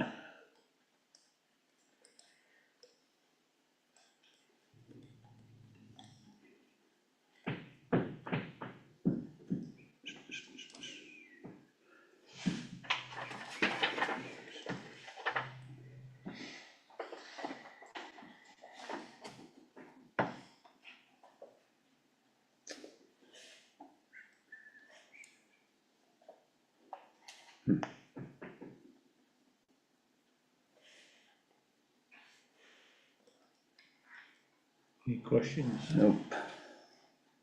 No, sir. Okay. This will be posted online, when are we getting them posted? I know we talked about it earlier, but, I'd like to, starting in January at the latest, but, you know, Brandon's pretty well booked up, but I can post them Caitlin's online after. I bet she can starting to do work it, on it, so. yeah. I have all the reports downloaded as PDF, so I can upload them. We just start to loading this. them tomorrow, probably. I can do it today. It'll just go to the same spot where you find the agendas in a special folder. Okay. You need to have a pointer to it somehow. I worry that we need to make sure we're not running afoul of the accessibility provisions on our website by just uploading PDFs without making sure that they're accessible. Yeah, we do need to be aware of that, you're right. Because the penalty for that is pretty steep if someone's comes after us for that. And they can't read them, what we put on there. So, And I understand the PDFs are a particular problem. Okay, well, let's, they have to let's, do both. let's work with Vernon on that and see what we need to do. Yeah, cause he told me to upload everything as PDF. Okay. Well, maybe he's He's got not that aware of it, fixed, then. I don't Well, know. I'm sure he's, I know Vernon's aware of the situation, so, I mean, do whatever Vernon says to do. But, I know that, for instance, just the audit document for the Recreation District in Canyon City, they're having to spend a ton of money just to make that accessible Hmm, on their What do website. they do? They have a audio thing? They have, well, it's Or both? because it involves Excel tables, you can't just hmm, read.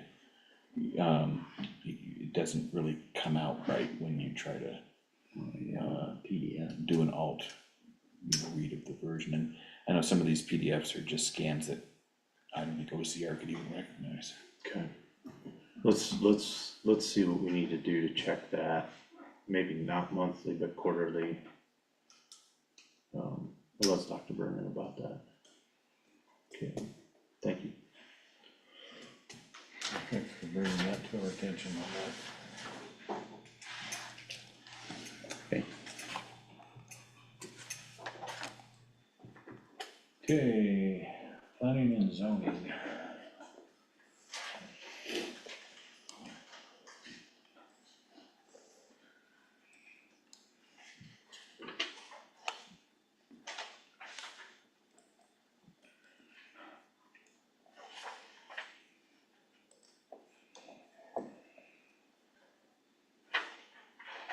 And I would say I send out probably about somewhere between 8 and 10 letters, final warning letters on Monday. For the various things that were referred to me, bless you. Okay. And the deadline for all of those was January 1st, so either I or whomever is the county attorney at the time will need to be, maybe filing a number of lawsuits at the beginning of January. Okay. Thank you for getting those out, sir.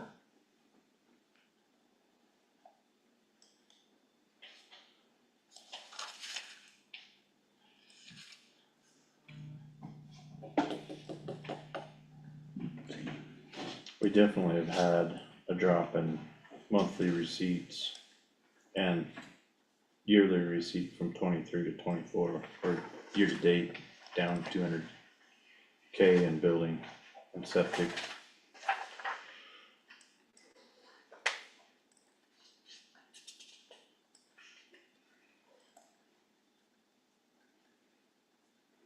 No, have any other questions?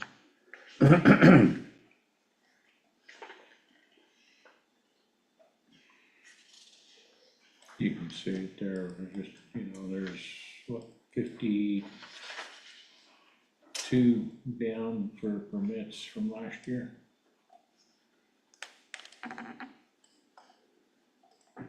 Makes sense right now, costly to start a project. Wait and see what happens cost wise. But that goes to your comment earlier when we had the enterprise discussion that, those monies ebb and flow. Yeah, and we have, for next year's revenue from, planning and zoning and sales tax as well, we went, fairly conservative, with those numbers. Of course, we're not waiting till next year to spend that money, we're spending it in the current year, so. Yeah. Just need to be wary that capital improvement money comes from sales tax and planning and zoning fees, so that money can go up and down. So we don't wanna encumber ourselves too bad, in that fund, so. Anything else on this one? Nope. Report. Jay sent in a good, report, pretty concise. I'll mention a couple things in it that are relevant. The new tank did arrive, as you saw on the 11th or the 12th, and shot you pictures of it.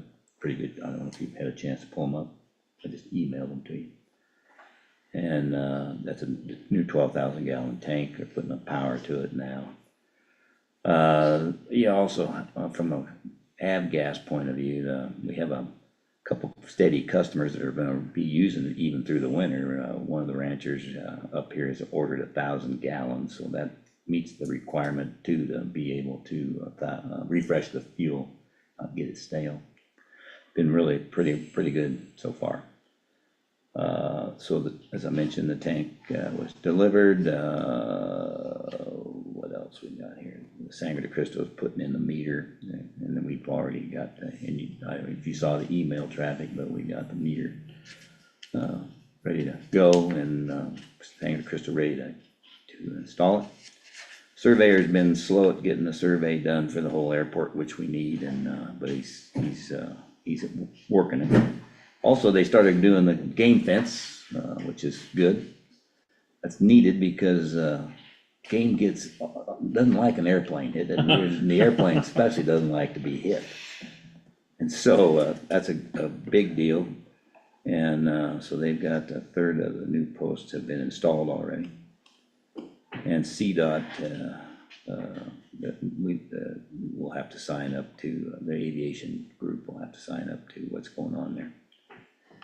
What else? I think that's the big deal. The Yukons, have been working, the relatively courtesy cars have been well received. And I'd like to encourage the town to take advantage and get some metallic signs, magnetic signs to put on the side of them, advertise what's going on in town. People like to fly in, go eat somewhere, which brings up the fact that several people have wanted and need to be encouraged. Maybe a business in town can put a hamburger stand out there for breakfast and lunch. That used to be the case in Fremont County, and people like to, if their weather's good, to fly a short hop and eat a good hamburger somewhere and see the scenery. So that's something that we'll look at how to go about putting that, and where would you put a restaurant and a shop for other things in that business center. So that's all the new stuff that I know about. Did they get that Yukon scheduled for the brake line? They got it. I don't know if it's scheduled. I think they let them know it, but that's a good question. And then did you say you had signed that agreement with CDOT or no? I signed the agreement with, yes, that was for the meter. CDOT is, let's see which one, that's would for be the on the game fence. fence, yeah, and that's to come, yeah. And made it, they haven't prepared it yet to finish it, so Okay. it was I thought forwarded. they Well, I said it was to you. forwarded. I did sign this, I'm sorry, I'm mixing two of them up, yes, I did. Okay. That's the fence you signed. Yeah, it's the fence.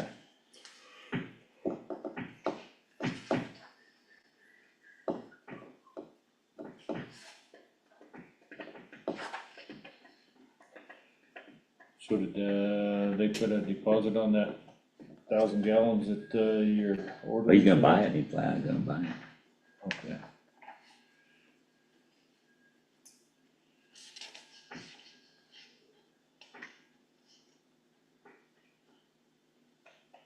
Anything else from you? No, Okay. Landfill.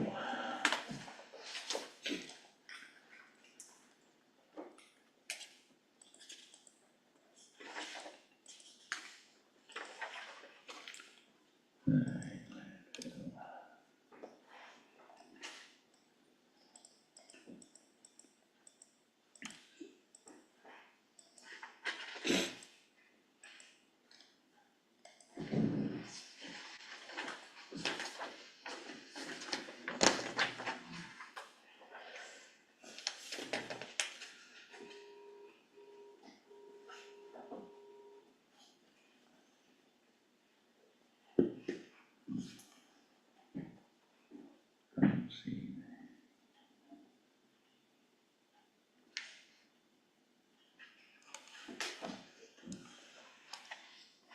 So he's working hard on that as well. CDPHE is still reviewing the area. That seems to be the story, huh? Yeah, it sounds like we gotta put a berm in there, so. He said the line, compactor, new compactor is working well. Mm-hmm.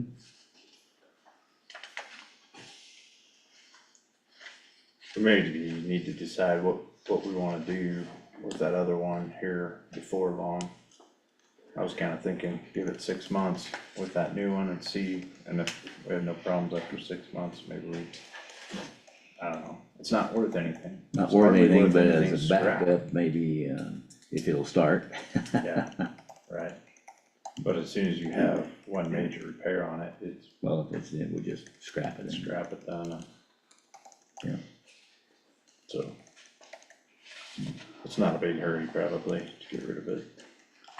Could be used by a road and bridge if they needed some compaction of some job.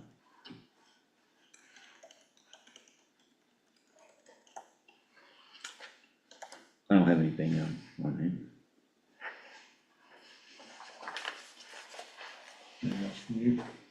No, no, sir. And recycling.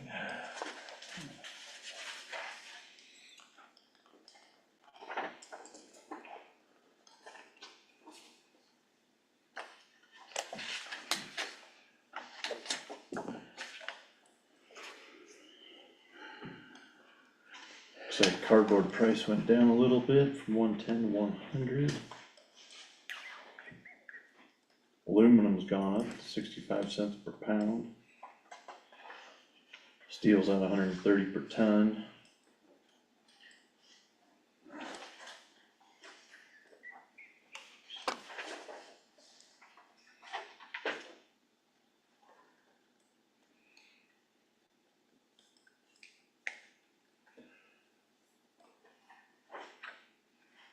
Now that they've been picking that cardboard up in Buena Vista and Salida for a few months, how is that working?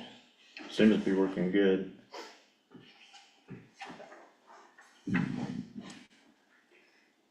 And they pay us, when we go to Buena Vista, it's $450. And when we go to Kansas City, it's $350. So it more than pays the wage and the mileage on the vehicle. Plus a little. And then we don't pay for the cardboard, we sell the cardboard, so we're paid to go pick it up and deliver it. And then we get the money from the cardboard, so.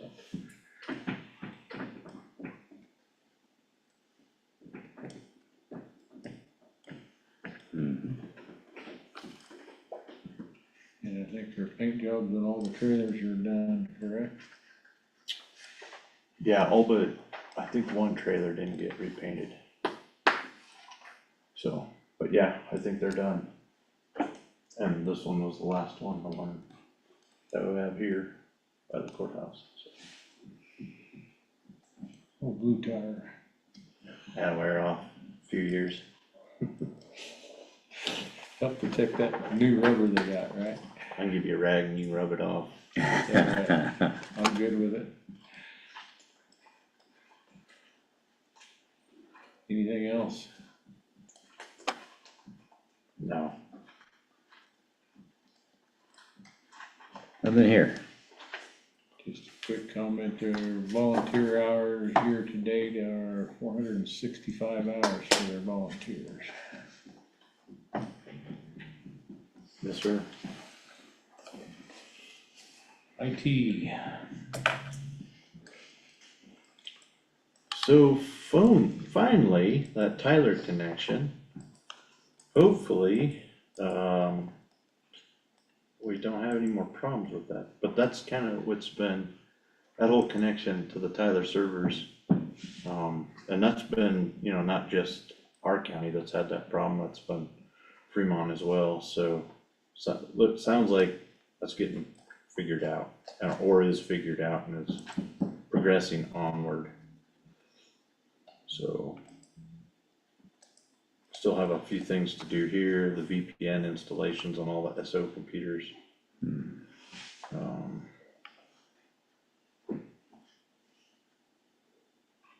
Okay, And he did, Vernon did, two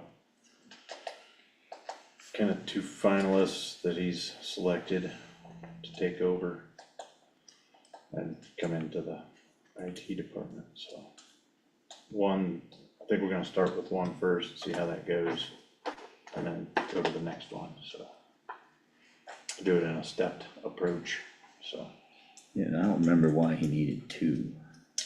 He won, Well, one to come in at first, and then depending on what we decide to do with with, Vernon, yeah, so. Then,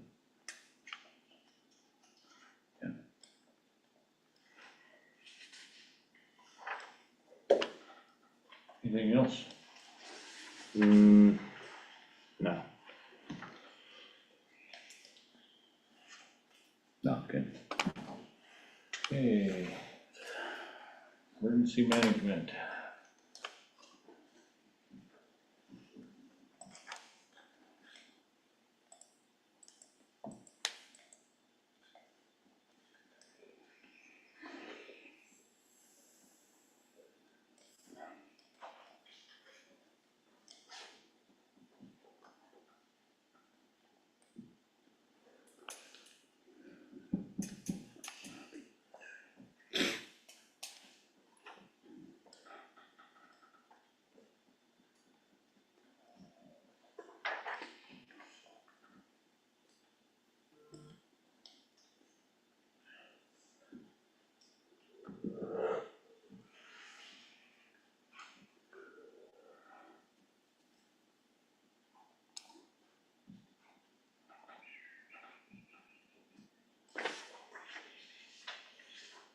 I have nothing. No, she just canceled that meeting, local emergency planning committee meeting. for tomorrow, Yeah, Saw that.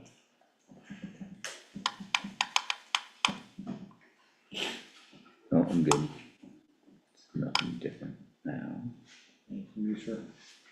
no, sir, thank you. And extension. And you haven't seen Reggie in person for quite a while.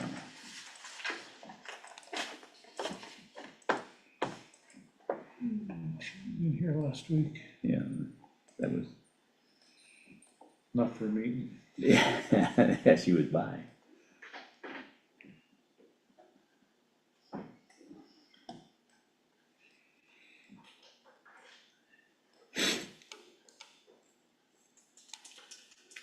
Yeah, thanks Kevin for going to that achievement banquet. Kinda had to, meant to go, but It was very good. I think you guys did a great job there.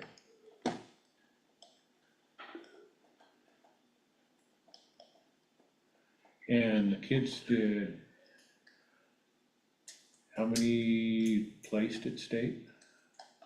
24 24. in the top 10, yes. They had a lot of kids that did really well.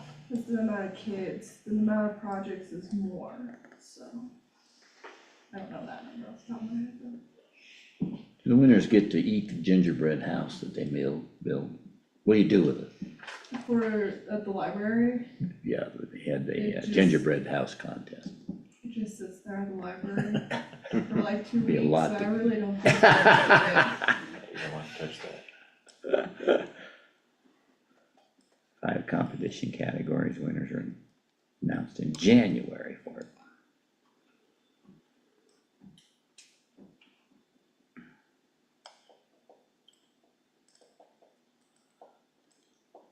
Okay, she points out on her budget, she didn't ask for an increase in the extension and was able to make a few cuts as we requested. mhm.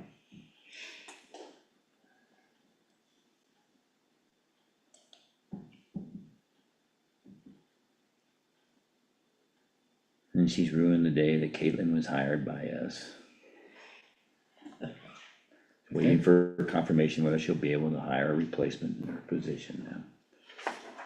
Yeah, so she's gonna talk to Bob about filling that role in, so. Okay. And she did not use all caps or nothing? Nope, she didn't. Good enough. Yeah, she did announce that at that banquet the other night. Pointed me out directly for speaking. You stole her. That's why Lucas didn't make it. Probably why. Yeah, Any other questions or anything on that report? No. Any additional items of business today, gentlemen? I'll just go through the schedule, so the 27th, next week, Wednesday, in this building, BOCC end of month, meeting 9 o'clock, Board of Health at 1:30, or is, 1. right, or 1? Is it 1? We said one. Okay. That's why I go through these. That way we'll push on the regular meeting. Okay. And then December, no meeting the first week, it's then the 11th. And then it'll be on Thursdays the following 2 weeks, so it'd be the 19th. Here at the annex again, and then the 26th. And then Caitlin and I are going to tour all aboard West Cliff. We've talked to them about holding our meetings there next year. Part of, some of the advice we got from, Garen Ross and Donardo is to, Make it available. in more people. make this place, kind of more locked down and not so, so many interruptions to HR and finance, let them do their jobs. So I guess we're kind of kicking ourselves out of here. And We moving kicked all ourselves aboard. in here, so we can do it. So moving all aboard West Cliff, hopefully next year, started on a schedule for next year. So, That's good, cause we can get a microphone for people. That's Mhm. better yeah, so there. we're gonna go see what they have and see what we're gonna need, so That'd be very good. that's all I got to add. Okay. And there's a kitchen too. We can heat the donuts up, Dan. No way you're. No, I'm just kidding. The donuts are closer to you right now. All right, anything else? I Anything understand my from you? sheep might suggest. No. Not at all. No. All right, public comment. I have one. Who's Who the, do we have here? Rob Klein. Go ahead, Rob. Yeah, when you guys were talking in the about the treasure and stuff like that, and I think you mentioned $9 million or whatever. Is there a way that the public can review or view actually the I guess that's part of the budget, I would think, right? here, speak up at the I know you can. I'm afraid to ask you to speak up. You So cut out at the end there.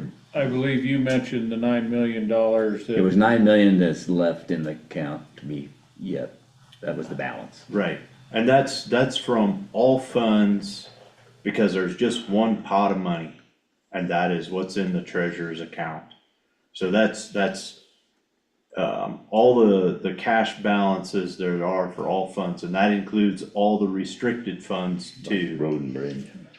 I think he's asking how we can get a copy of the treasurer's report. We will post Yeah, those this will be posted, online. Rob, if you're wanting to see it. The only question I really had was, is there a budget that the public can view? Yeah, there is a budget that the public can view, yep, yes, sir. I commented on find that that out? earlier. The way to get to that is to go to the county website. Go open up the index tab, go to HR Finance, and there will be a list of previous budgets, and then the next year's proposed budget is at the bottom of that list. Appreciate that. Thank you very much, guys. Thank you. Anything else? That being the case, I will adjourn this meeting at 11:15 a.m. Sounds good. Now you can call Buck and tell him